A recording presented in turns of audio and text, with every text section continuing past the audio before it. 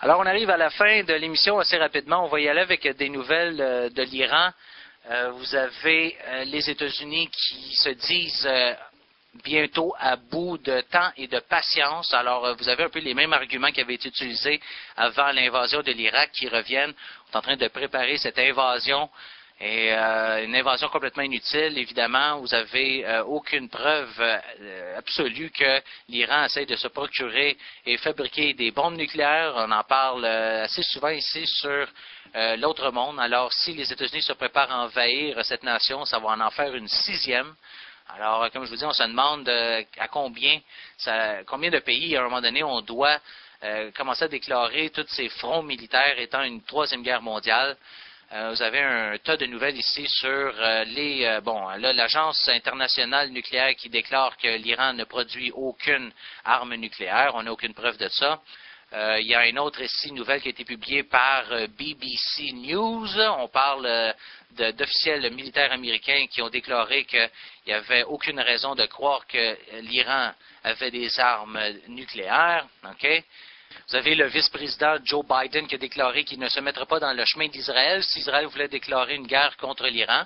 Là encore, on vient de bafouer le droit international parce qu'il n'y a aucune nation souveraine qui peut attaquer une autre nation souveraine sans provocation.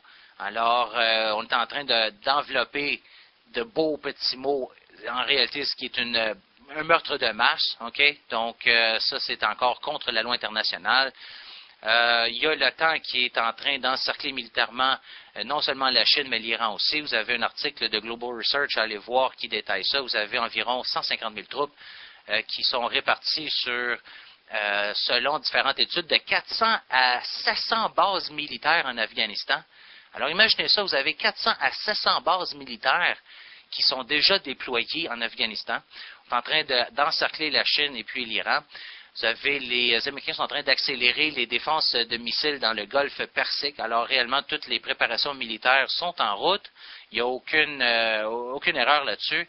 Vous avez le Sénat qui a passé des nouvelles sanctions contre l'Iran aux États-Unis, qui évidemment est un prélude pour une guerre, évidemment, une préparation qui se prépare, une confrontation militaire contre l'Iran. Le Sénat qui a donné son OK pour des sanctions contre l'acheminement de pétrole vers l'Iran et puis hors de l'Iran.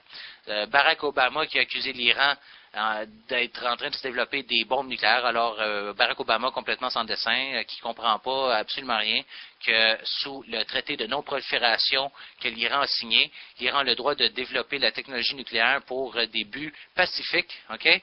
Alors, même l'enrichissement de l'uranium à 20% pour les usages médicaux est permis. Et puis, sous ces accords de non-prolifération nucléaire, les États-Unis doivent même aider l'Iran. Okay? C'est une obligation. Et puis, M. Obama est un vrai idiot hypocrite parce qu'en plus, non seulement il est censé être obligé de supporter puis d'aider l'Iran à développer son programme pacifique nucléaire, mais il a ignoré une question très importante, une des premières question qui lui a été posée par Ellen Thomas, une des plus anciennes journalistes dépêchées à la Maison-Blanche, qui lui a posé la question de savoir qui était le seul État au Moyen-Orient qui possédait des bombes nucléaires. Et puis M. Obama a complètement ignoré la question. Pourquoi? Parce que selon The Foreign Assistance Act de 1961, qui a été amendé par le Symington Amendment, la section 669 de la FAA en 1976, bannit toute aide économique et assistance militaire des États-Unis vers un pays qui n'a pas signé les accords de non-prolifération nucléaire. Et cet État qui possède des bombes nucléaires dont Obama a ignoré la question est évidemment Israël. Alors, ça veut dire que les États-Unis est en contrevention avec ses propres lois et est en pleine illégalité de financer puis d'assister Israël militairement avec de l'argent et puis évidemment, comme je disais, de l'assistance militaire. Alors, ça, c'est des détails très importants qui ne sont jamais rapportés dans les médias de masse, qui pourtant sont très, très cruciaux à comprendre.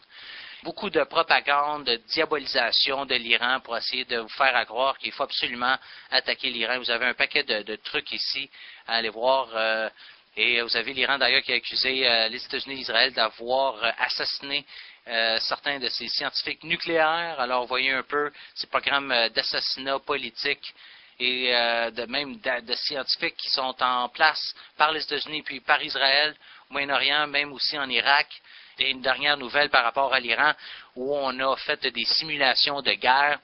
Ça a été publié par The Times Online en Angleterre. On a fait des exercices qui incluaient une attaque avec Tel Aviv sur l'Iran et puis une réplique de l'Iran. Et puis, vous savez quoi? S'il était pour avoir un conflit militaire entre ces deux pays, on a trouvé que l'Iran s'en sortirait vainqueur. Alors, c'est peut-être pas une bonne nouvelle pour ceux qui aimeraient bien que l'Iran soit anéanti pour aucune raison encore.